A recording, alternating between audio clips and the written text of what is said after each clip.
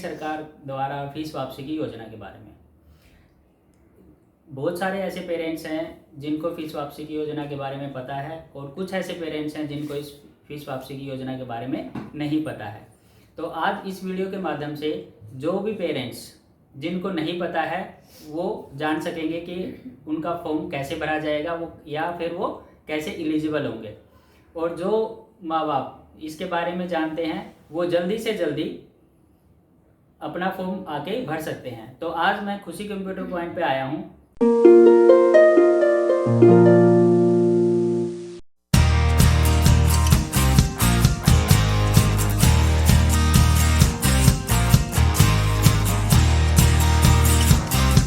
और वहाँ जो संचालक हैं मेरे साथ वो बैठे हुए हैं। तो आज उनसे जानेंगे कि इसके लिए क्या क्राइटेरिया है, क्या चीज़ें हमें चाहिए और कौन कौन इसको भर सकता है। तो मैम से की तरफ रुख करते हैं हम। तो मैम आप ये बताइए कि जो ये फीस वापसी का भार किस तरह के पेरेंट्स हैं वो इस फीस वापसी के फॉर्म से अपनी फीस वापस ले सकते हैं। पब्लिक स्कूलों में पढ़ने वाले सभी बच्चे, प्राइवेट स्कूल में जो बच्चे पढ़ते हैं जी, SC ST OBC माइनॉरिटी में मुस्लिम, सिख, ईसाई ये माइनॉरिटी कैटेगरी में आते हैं। SC ST OBC जी, जो इस कैटेगरी से बिलोंग करते हैं, जिनकी इनकम 3 लाख तक है, वो बच्चे स्कॉलरशिप का फॉर्म भर सकते हैं, फीस वापसी का फॉर्म भर सकते हैं। जिनके पास दिल्ली के सर्टिफिकेट है, दिल्ली का आधार कार्ड है, दिल्ली का कास्ट सर्टिफिकेट है, वो बच्चे फीस वापसी का फॉर्म भर सकते हैं। तो मैम इसके लिए क्या क्या क्राइटेरिया हैं जो माँ बाप को फिल करने पड़ेंगे इस फॉर्म को भरते समय?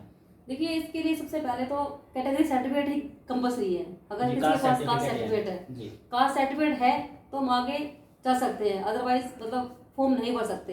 अच्छा, यानी कि सबसे पहले ये है कि अगर कास्ट सर्टिफिकेट है, यानी कास्ट से हमें पता लगेगा कि वो SC है, ST है, OBC है या माइनॉरिटी का बंदा है। अगर कास्ट सर्टिफिकेट ही नहीं है तो वो एक तरह से जनरल कैटेगरी में आएगा, तो वो यानी इसका मतलब वो फॉर्म नहीं भर सकता हमारा, मतलब ये फीस वापसी का फॉर्म नहीं भर सकता। ठीक है जी, आगे क्या इसका प्रोसेस है, आगे क्या क्या और चीजें चाहिए इसके आगे? देखिए, इसके लिए सबसे पहले इनकम सर्टिफिकेट होना चाहिए। इनकम सर्टिफिकेट हमारे यहीं से अप्लाई हो जाता है। बहुत से लोग होते हैं जिनको पता नहीं होता इनकम सर्टिफिकेट कैसे अप्लाई करते हैं। जी, तो ये इनकम सर्टिफिकेट यहाँ पे आप भर तो दोगे, लेकिन उसका कुछ ऐसा प्रोसेस है कि वो कहीं और जमा करवाना पड़ता है या आपके पास ही छोड़ के हम चले जाएं? नहीं, इनकम सर्टिफिकेट हम अप्लाई करेंगे, जो फाइल आपको बना के देंगे वो फाइल तहसील में सबमिट करनी पड़ती है। वहाँ एक बार सबमिट हो गई आपकी, फिर हमारे यहीं से निकाल के हम आपको इनकम सर्टिफिकेट दे देंगे। ठीक है जी।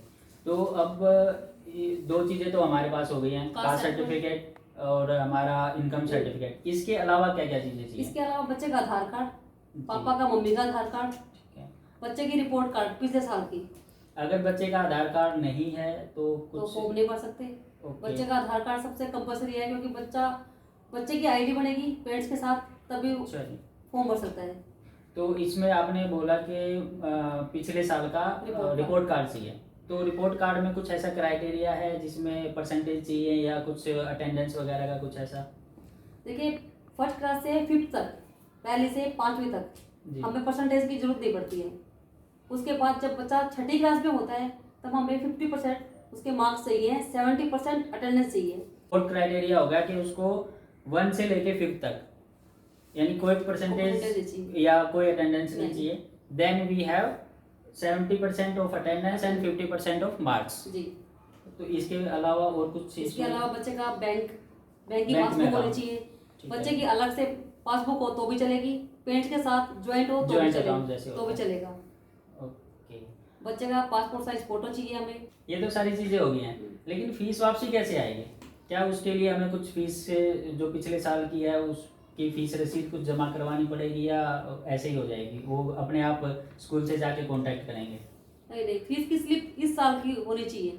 रिपोर्ट कार्ड पिछले साल का, फीस की स्लिप नहीं, जिस क्लास में बच्चा पढ़ रहा है। अच्छा, यानी मान लो पहले वो 5वीं का तो रिपोर्ट कार्ड देगा, लेकिन 5th 6th में अगर बच्चा है तो वो इसी साल की उसको फीस की स्लिप देनी पड़ेगी। आप लोगों ने देख लिया होगा कि क्या क्या चीज़ें चाहिए। अब इसके साथ हम देखते हैं कि उसके डॉक्यूमेंट्स, टोटल डॉक्यूमेंट्स जो चाहिए और जो मैंडेटरी हैं वो कौन कौन से होंगे। तो मैम इसमें आप ये बताइए कि नंबर वाइज के कौन कौन से डॉक्यूमेंट हमें चाहिए। इसके लिए सबसे पहले तो कास्ट सर्टिफिकेट, ठीक है उसके जी। बाद इनकम सर्टिफिकेट, जी बच्चे की रिपोर्ट कार्ड, ठीक है जी। फीस की स्लिप, बच्चे का आधार कार्ड, मम्मी पापा का आधार कार्ड, जी वोटर आईडी कार्ड या राशन कार्ड में से एक हमें चाहिए होता है रेजिडेंस प्रूफ के लिए।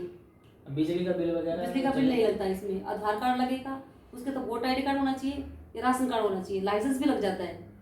अच्छा जी, बच्चे यानी कि बिजली का बिल बिल नहीं अगर लगता, है नहीं बिजली का बिल नहीं लगता इसके अंदर। तो ये सारे डॉक्यूमेंट्स हैं। जो बच्चे हमारे यहाँ से फॉर्म भरते हैं उनकी 100% गारंटी के साथ हम फीस वापसी कराते हैं, अगर उन बच्चों के डॉक्यूमेंट्स पूरे हों तो।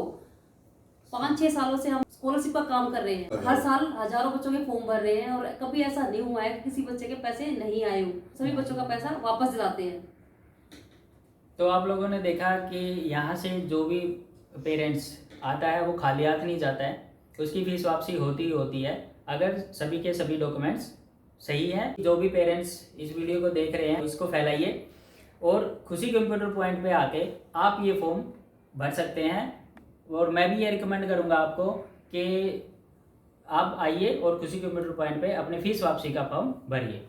धन्यवाद।